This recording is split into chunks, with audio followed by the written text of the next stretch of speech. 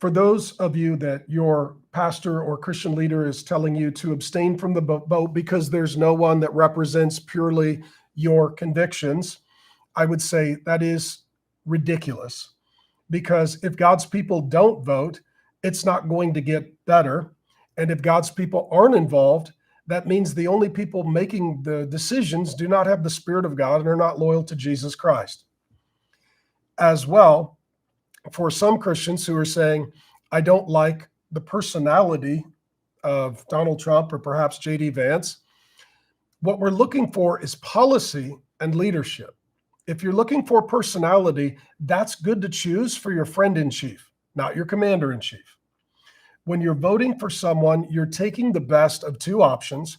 And where Christians find ourselves today, you have a couple of options.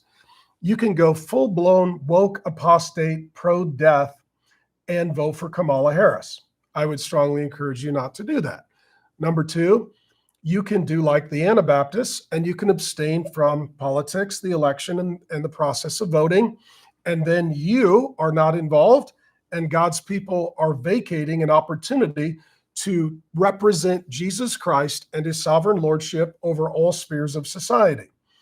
The next option, number three, you can cast some sort of conscience vote, and you can vote for somebody that is never going to win, but in your mind, it was doing the right thing.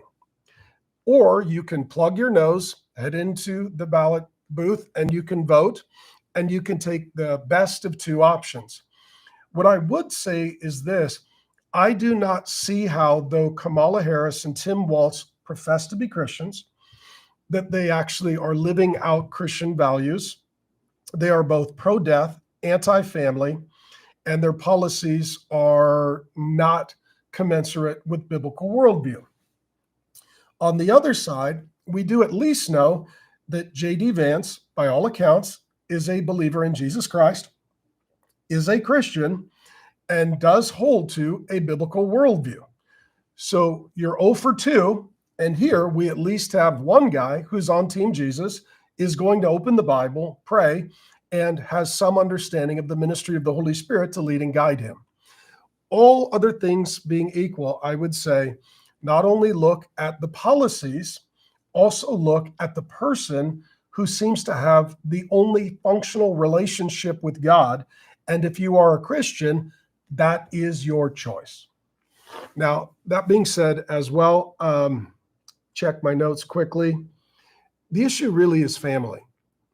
Are we going to encourage marriage? Are we going to encourage parenting? Are we going to encourage fathers? Or are we going to murder children and then have government raise them? If you're a Christian, just think about that.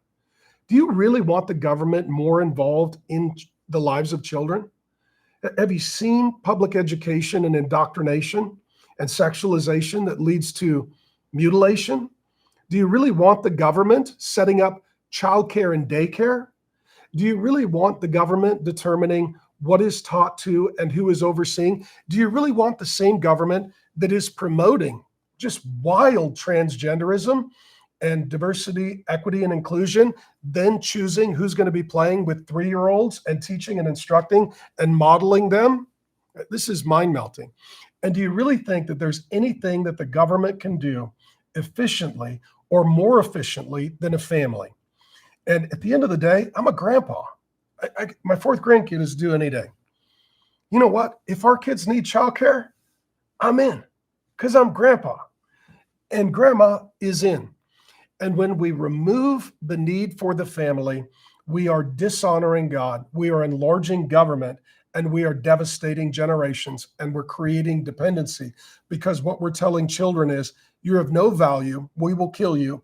If you do live, then from birth onward, you need to be dependent on the government. They're going to run your daycare. They're going to educate you. They're going to feed you. They're going to house you. And then one day they're going to employ you, because we're going to all end up working for the government. I don't know about you. If you think that the government is the solution, you should vote Democrat. If you think that the government is the problem, you should vote Republican. That's all I got for now.